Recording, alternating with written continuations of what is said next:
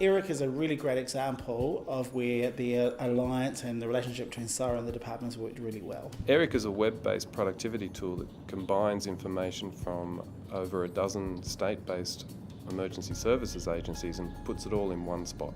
The ERIC tool gets its authoritative information from the emergency services agencies, but at the same time there's also a wealth of information reported on social media from the public who are being affected by events, and this tells us how the community is being affected by the emergency event as it's unfolding.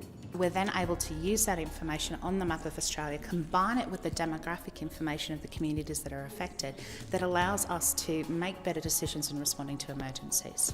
ERIC stands for Emergency Response Intelligence Capability, and that's exactly what it gives us. The main benefit for us is having access to information when we need it, and knowing also what information has changed from the last time we looked at it. So you might look at the information available at 9 o'clock and then go back at 6 minutes past 9 and the information is different, and unless you've taken mental note you may not always know the difference between that. ERIC allows us to do that. So the user doesn't have to remember what was occurring previously, the tool tells them.